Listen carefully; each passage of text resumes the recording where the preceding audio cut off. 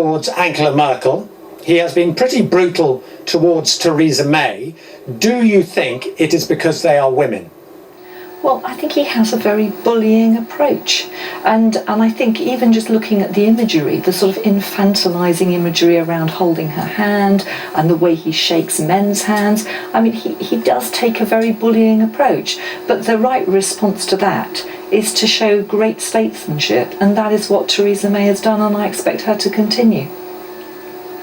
Just briefly, in terms of the whole Brexit process, how far do you think will the President's comments have galvanised, emboldened the Brexiteers to push even harder? Well, I just think that would be really unfortunate. What we should all be doing now is uniting behind the Prime Minister and trying to make this deal work, which is a pragmatic deal.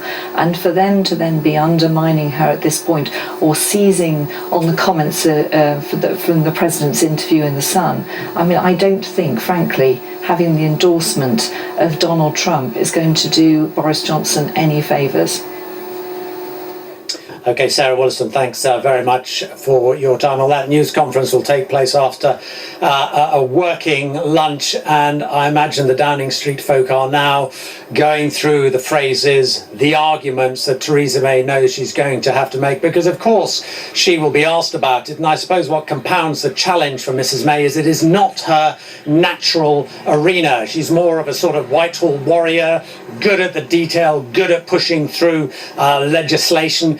But in the public arena, she can struggle more, and she's alongside someone who absolutely thrives in that environment. It is going to be, I think, compulsive viewing. But that's all from Chequers now, so back to London. Norman, thank you very much. Yes, back here at Westminster, the protesters are gathering for what is the main day of protest on this working visit by Donald Trump to the UK.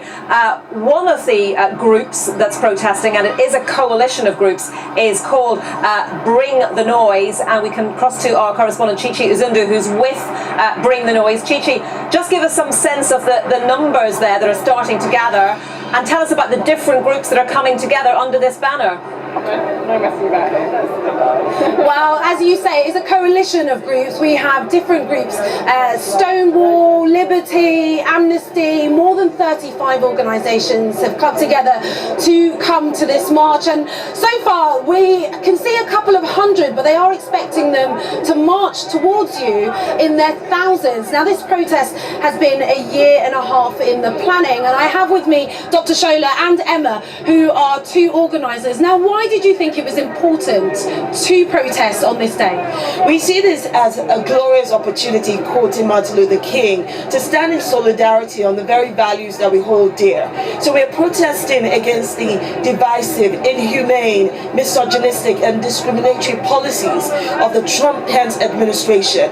And the Bring the Noise is really to dismantle the political rhetoric of hate, of fear, of discrimination and divisiveness. So I understand that you've asked protesters to bring pots and pans and musical instruments. Tell us the significance of why you've done that. The pots and pans or casserole protest came out of Latin America, the cacerolazo, and it was a way of bringing tools that are associated with the domestic space, the home space, out into the space of the city, and it's a way of claiming your political voice and being heard. Fantastic, ladies, thank you very much. So basically this protest will start with a massive wall of noise, and it should all start proceeding towards Parliament Square just after 12:30.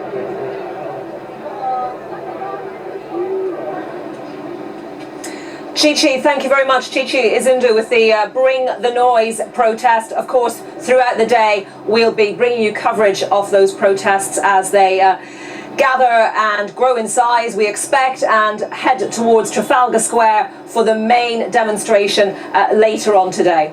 Right now, let's take a look at the weather forecast. Beautiful and sunny in Westminster at the moment. Let's get the very latest with Simon King. Hi, Simon. Hello, Anita. Yeah, pretty nice and sunny elsewhere across southern England at the moment as well, after this morning's fairly cloudy skies. Just down the road from you, Anita, in the city, we have got those blue skies as well. But there's still more cloud across northern areas, some rain affecting northwestern areas of England at the moment, and through into the afternoon, some really quite heavy and thundery showers developing across parts of Wales, through northwest England, the Midlands, into central southern parts of England. Now, these really will be hit and miss. For some, you can see some torrential rain and some issues with those showers. Elsewhere, it's largely dry, with that sunshine temperatures getting up to 26 or 27 degrees across the south. Those showers rumbling on for a while, but then into the early hours of Saturday, clearing away. More clouds spilling into Scotland and Northern Ireland during the early hours of Saturday morning. And I think as we go through the weekend, it's for Scotland, for Northern Ireland, where it's going to remain quite cloudy. There'll be some outbreaks of rain in the far northwest. For most of us, though, over the weekend, it's going to be dry, it's going to be sunny, and it's going to be hot as well. Temperatures in the southeast up to 31 Celsius by Sunday. Bye-bye. It's men's semi-finals day at Wimbledon, featuring former champions Novak Djokovic against Rafael Nadal, while Kevin Anderson's looking to follow up his win over Federer in his match against John Isner. Live coverage begins here on BBC Two from 12:30, with live alerts via the BBC Sport app. I want to be a dancer when I grow up. Let's start with foot size. Britain's top inventors turn dreams into life-changing solutions. This is pretty risky, right? You're going to put someone who hasn't got control over their legs on a snowboard, on a mountain. I want to help him achieve that dream.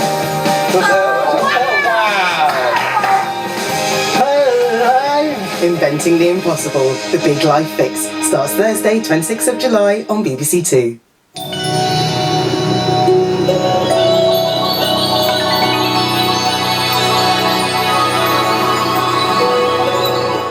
So, just ahead of the tennis here on BBC Two, we're live at Westminster with Joe Coburn and the Daily Politics.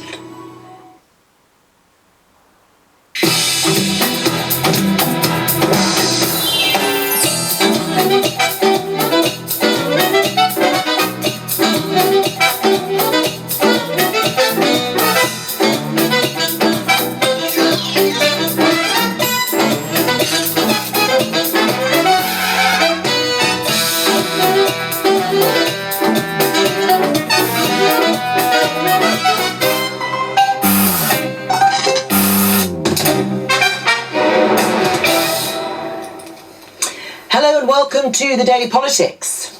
Theresa May rolls out the red carpet for Donald Trump. The US president has this gift for Theresa May. We'll be dealing with the European Union instead of dealing with UK. So it will probably kill the deal with. If they do that, their trade deal with the US will probably not be made. In an explosive interview in today's Sun, Donald Trump trashes Theresa May's Brexit plans and suggests Boris Johnson would make a better Prime Minister. Well, having insulted his host, the president has just arrived for talks at Chequers, as protesters gather in London to make their feelings about the president known.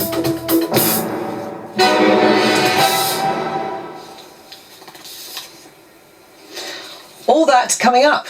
Here with me, Claire Fox of the Academy of Ideas, Kevin Maguire of The Mirror, and Conservative MP Sarah Wollaston. Welcome to all of you on this quiet day of news. So, yesterday, the government published this. The Brexit White Paper. Yes, I've got my very own copy. Now, you may not have had time to read all 98 pages. I am galloping through it, but we know one man who has.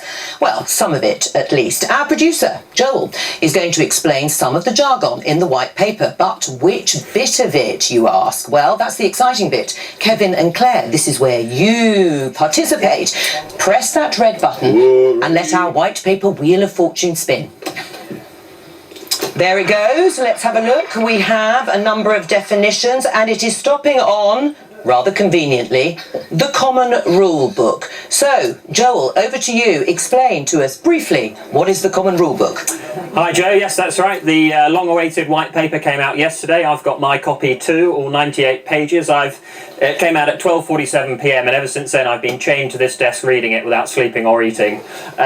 So yes, the Common Rule Book, this is mentioned 39 times. It's one of the very important and controversial aspects of the white paper. So this is what it says on page 15. The UK and EU would maintain a common rule book for goods, including agri-food, covering only those necessary to provide for frictionless trade at the border. So that's it. The idea is that just for goods, which is all goods including agri-food, as it says, there will be a common rule book between us and the EU. For a lot of Brexiteers, they think that we're actually just following the EU's rules. Right, well, I'm afraid you're going to stay chained to that desk for the rest of the programme. You don't look too bad on it with no sleep.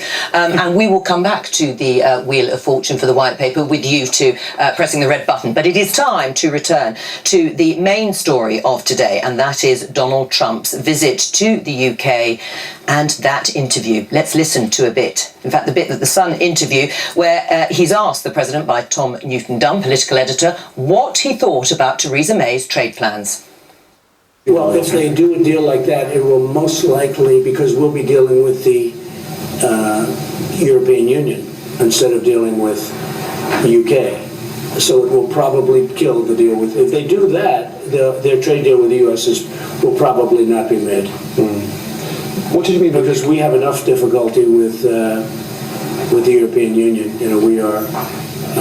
We're cracking down right now on the European Union because they have not treated the United States fairly on trade. If they do that, I would say that would probably end a major trade relationship with the United States. I would have done it much differently. I actually told Theresa May how to do it, but she didn't agree with it. She didn't listen to me. What did she say?